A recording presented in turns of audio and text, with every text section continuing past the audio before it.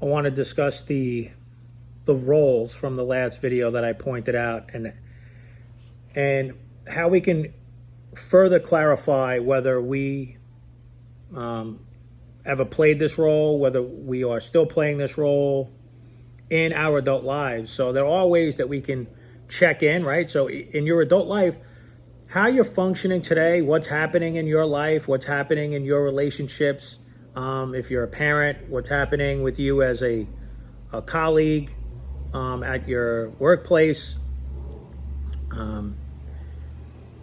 This video is going to help you just identify even a little bit more of how it's playing out in your life right now. And again, many times we go through stuff like this in our adult life and we don't really look to make sense of it. We just are who we are. My job is to help people slow down and get curious as to understand why, right? Why I people please, right? Why you people please? Why somebody becomes the caretaker in the family. And, you know, if you are somebody that resonates with the caretaker, maybe you grew up learning that love is earned, right? So when you did something in the family, mom or dad noticed it, right? They congratulated you on it. Maybe when people saw how much you took care of everyone else's needs, they praised you for it. And that made you feel accepted and loved. As adults, you continue to people please because that's the way you earn respect, validation, love, right? Saying yes is okay at times, but with a people pleaser, they say yes all the time and have a really hard time saying no without feeling terribly guilty over it. And they just might not know how to set boundaries. Boundaries is key, especially in maintaining healthy relationships. And people pleasing, usually you just end up bitter, resentful, and drained because you're giving everybody else your energy. Perfectionism leads to burnout and anxiety. The hero child kept the family's reputation intact, right? Parents don't have to look at themselves when their child is doing great on the ball field or when their child is, making great grades or going to a great school and, receiving honors or getting put into the, advanced placement classes. Kids that are very responsible at a young age too. Parents are like, man, other parents even, man, what are they doing right? Their child is amazing. Look how responsible they are. And on top of it, they are. They burn out as an adult, chasing approval constantly. Nothing ever they achieve is going to make them feel good enough. It's never enough.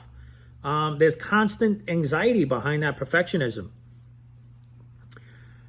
Someone who grows up and becomes a conflict avoidant, they're also full of anger and resentment. This is the lost child. They were never seen. They were never heard. They don't even know who they are as an adult now. They learn to disappear to avoid any type of chaos that was once going on in their family. The problem is that they live like this on a daily basis. As adults, this can look like avoiding conflict. When you're married and you're raising children, conflict has to get met head on sometimes, right? Both people have to show up in a marriage and really openly discuss, how do we resolve this conflict? How do we problem solve? And with somebody that doesn't really know themselves, they're going to try or tend to avoid any type of conflict. Then you have the inner and outer critic that many of us walk around with. The inner critic kind of beats ourselves up a lot.